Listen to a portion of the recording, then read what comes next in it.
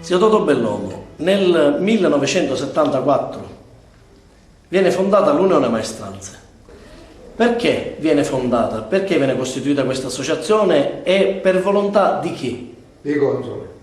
Dice, perché non dobbiamo fare un'associazione noi? Non abbiamo né locale e né niente. Pio Romeo battiu al comune e riuscì ad avere questo locale di via Poeta Calvino.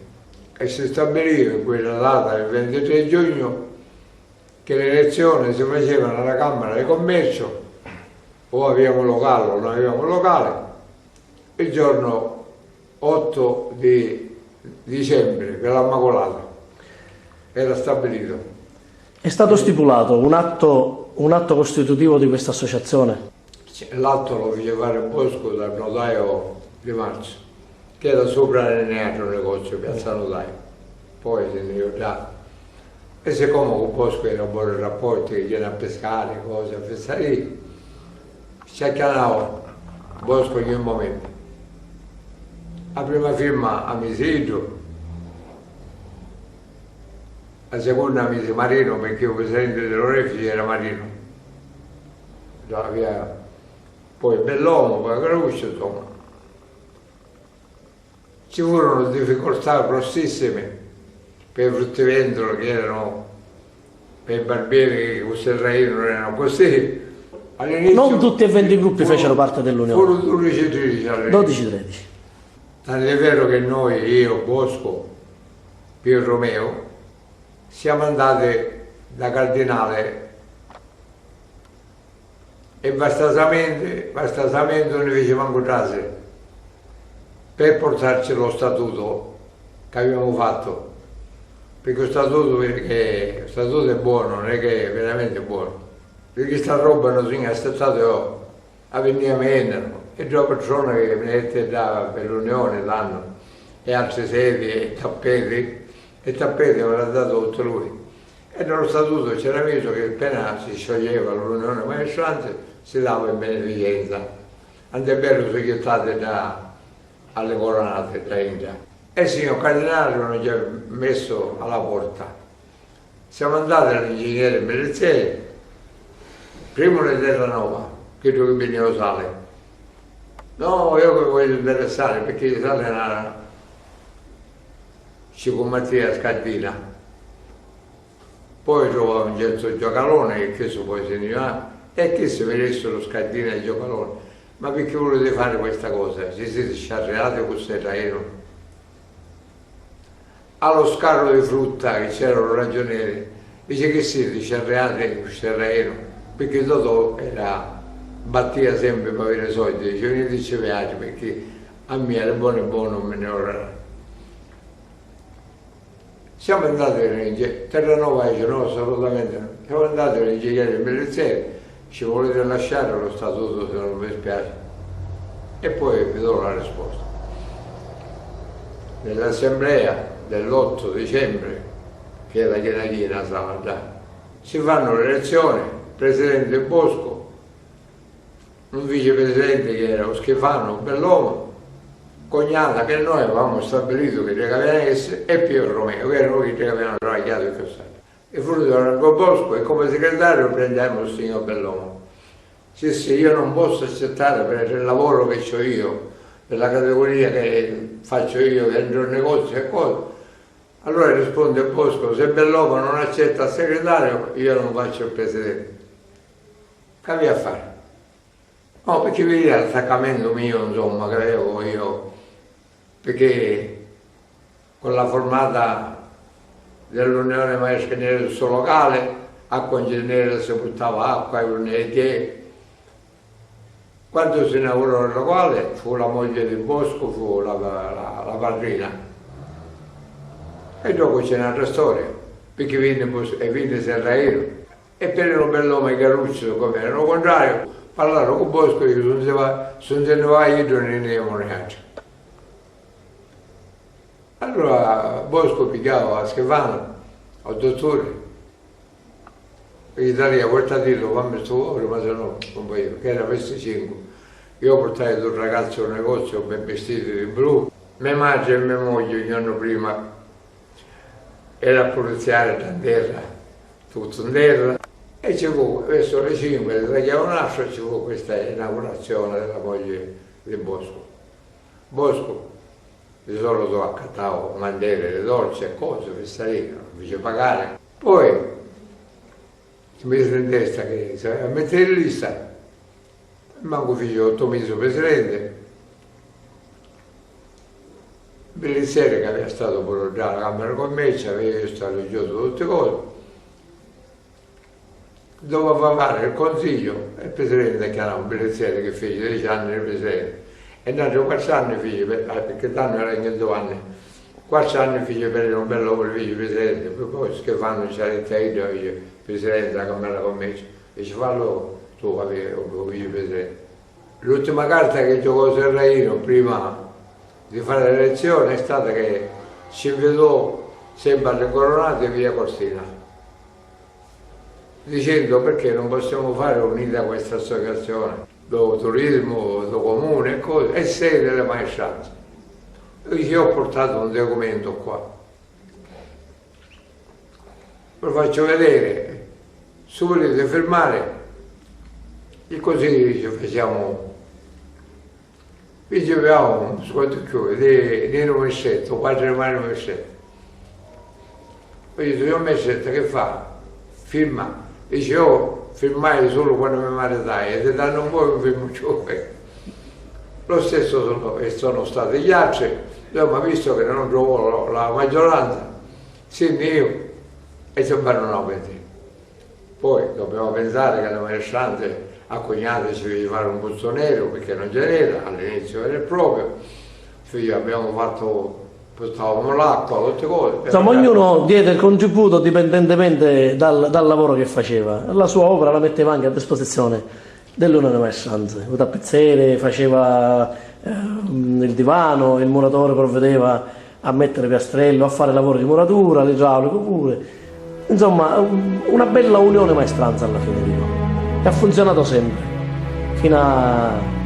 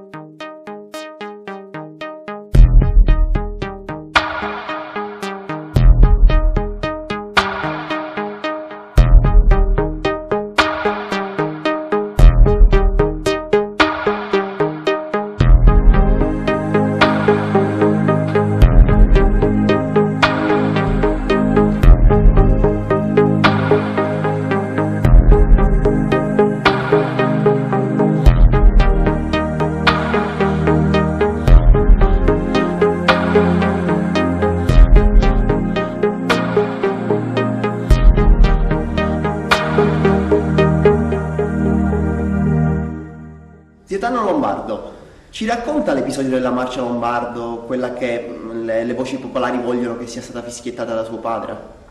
Dunque, anzitutto buonasera a tutti. Io sono Gaetano Lombardo, cioè dire a Trapani mi chiamano tutti Tano Lombardo. Uzzutano, Tano Lombardo. Io sono il figlio dell'autore della marcia Francesco Lombardo, una marcia tradizionale che è stata scritta nel 1915-18, cioè dire nella prima guerra mondiale, dove mio padre era soldato. Mio padre sarebbe Lombardo Francesco, l'autore della marcia a Lombardo, dicono a Trapani, a Lombardo. E durante le nottate di servizio che faceva mio padre, non avendo a che fare, giustamente, fischiettava qualche motivo, fischiettava tanti.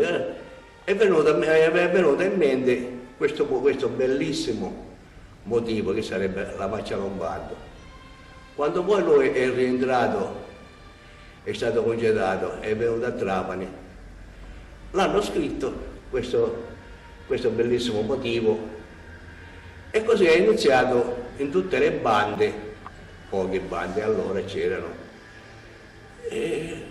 La marcia funebre era un motivo bello, un motivo piacevole, che poi durante i periodi tutte fecero le fotocopie.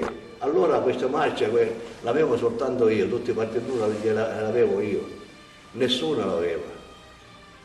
Così dopo aver suonato 50 anni circa nella banda città di Trapani, ho dato questi perché allora erano tutti i fogli volanti, non è che erano attaccati nel libretto come si usa oggi. E durante la manifestazione io davo tutti i foglietti volanti ai suonatori, non ai musicanti, perché allora si chiamavano musicanti, era una parola ordinaria, invece ora non si chiamano più musicanti. Si chiamano suonatori, musicisti, non musicanti. Il musicante era una parola che riduttiva, così ordinaria. Invece ora si chiamano, sono tutti musicisti, in quanto che ora ci sono i conservatori, i ragazzi studiano e non vogliono essere chiamati più musicanti. Comunque andiamo alla conclusione, cioè dire dall'inizio, quanto riguarda la marcia Lombardo. Quando mio padre è venuto qua a Trapani, dopo che si è congedato, hanno scritto quella marcia e infatti se l'hanno presa tutti, hanno incominciato a suonare perché era un motivo piacevole, è un motivo che è un motivo piacevole che piace a tutti. Dicendo la marcia Lombardo, non Francesco Lombardo, perché non è scritto nel foglietto Francesco Lombardo, la marcia Lombardo, dicono tutti a Trapani. Praticamente chi ha scritto la Marcia Lombardo, cioè è stata fischiettata da suo padre, sì. Ma chi si occupò di trasformare il motivo in note musicali? Sì, aveva delle conoscenze della visita dei maestri a Trapani, allora pregandolo ha fischiettato il motivo, loro si sono messi d'accordo e hanno stampato, hanno scritto la marcia Lombardo. Hanno fatto l'armonia e tutto quello necessario che attualmente noi ascoltiamo. Tano Lombardo da bambino, come si ricorda la processione dei misteri? Io ricordo che allora la processione dei misteri non era la processione di oggi, che oggi si spendono svariati milioni. Allora i misteri erano appena, anzitutto non c'erano i cavalletti, va bene.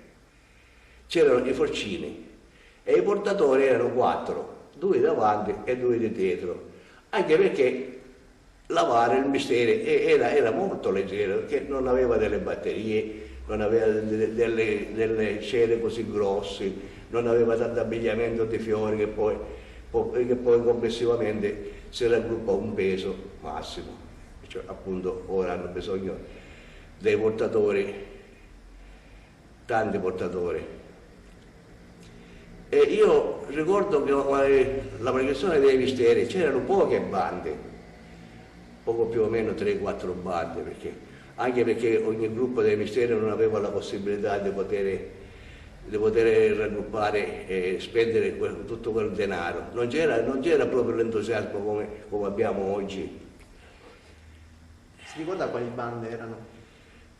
No, le bande non ricordo da dove, perché a Trapani c'erano due bande, cioè dire, era unica banda, ma siccome erano, perché io ero bambino, erano in tanti, e hanno pensato di fare due gruppi, suonando a turno. Un servizio fanno quel turno, e infatti l'avevano chiamato il gruppo A e il gruppo B, io mi ricordo da bambino. In che anni siamo più o meno lì? 40. Io sono da 32. Immediato dopo. Lo dico. E comunque io avevo circa 10 anni. Io ho iniziato a suonare nei misteri, nella Spartenza, con il tamburo. Eravamo due tamburi, io bambino e un altro più grande, giustamente. E davanti alla Spartenza non c'era la progressione, non c'era un seguito, non c'era la banda, c'erano soltanto due tamburi che iniziavano la progressione e un cavallo con la tromba. Io ricordo che i misteri una volta erano nella chiesa di San Michele. E se la ricorda la chiesa di San Sì, Michele? me la ricordo perché quando facevano le prove, io ero a fianco a mio padre che rubavo le bacchette per suonare. E come se la ricorda la chiesa di San Michele? E c'era diciamo, si diceva i nicchi, insomma, delle cappelle che ognuno di loro erano messi in ognuno al suo posto. E io ricordo che allora il mestiere del Calvario, cioè dire signore che cuce incontro, come diciamo in Trapani, non era il popolo, era prima che io ricordo quelli che trasportavano vino con le carrette, con le botte, che lo dividevano nelle varie taverne a Trapani. Dopo di ciò loro, non avendo la possibilità, quella categoria, l'hanno abbandonato.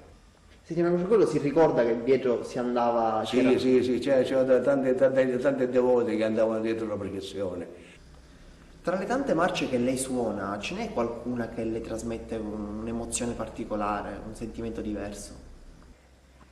Le marce tradizionali che ora si usano, le conosciamo tutte quali sono. Sono pochi. La Vella, Aione, la Signorelli, Estremo Addio, Ultima Vale.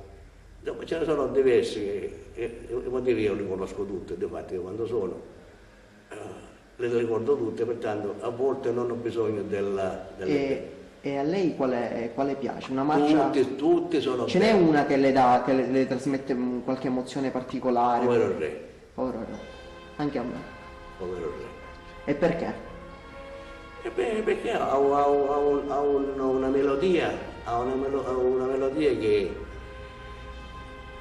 non che dei ricordi, perché non si può avere dei ricordi con le marce funebre, non so, è una sensazione che uno che piace la musica ce l'ha nel sangue, nel cuore, è una natura.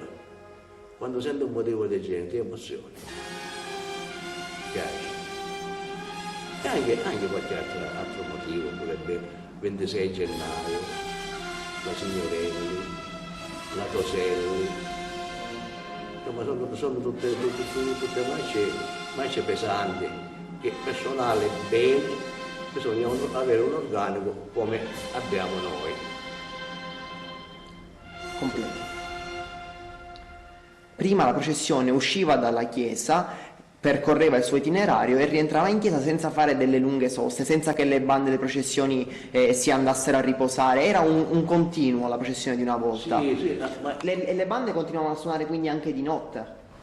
sì, infatti non c'erano un riposo di 4-5 ore come le abbiamo ora. Allora c'erano due riposi di un'ora ciascuno. E dove erano? Durante la processione, nei vari centri. Ad esempio si ricorda della sosta in via Cortina, che era una sosta che si faceva durante la notte? Sì, ma vedi, nella sosta in via Cortina, in via non sarebbe via Nonzonasi, le bande possibilmente, va bene, sì, poteva capitare la banda che suonava, perché il riposo, come ripeto, erano 2 ore, un'ora e un'ora, ma anche adesso, che in quell'orario la banda suonava sempre, che, ripeto, sempre poche bande allora. E quando i gruppi arrivavano all'entrata, lei diceva poc'anzi che le bande erano poche, non più di 4 Sì, probabilmente. sì. Quando i gruppi erano in prossimità dell'ingresso in chiesa, queste 4 bande si organizzavano in modo che ogni gruppo potesse entrare con la musica, o chi aveva la banda entrava con la musica? No. Ognuno se aveva la banda, con la banda si faceva l'entrata del mistero e finiva. Poi se c'era qualcuno che aveva il piacere, noi andava dal maestro, noi desideriamo che vogliamo entrare con la musica, facendo una marcia, 2 marce, quelle che sia, e vi faremo un piccolo regalino che è sempre accettabile. Ma che cosa significa per lei la processione dei misteri? Cioè, se lei dovesse spiegare a una persona che non la conosce la processione dei misteri, come gliela racconterebbe? Sì, ma la processione dei misteri non si può raccontare. Non si può raccontare, bisogna assistere alla processione dei misteri. Dunque, io in questa occasione sono contento di essere stato invitato dal nostro amico Marco Fodali e ringrazio veramente che ho avuto la possibilità di esprimere quello che io ricordavo da bambino. Grazie a tutti Grazie a lei. e arrivederci.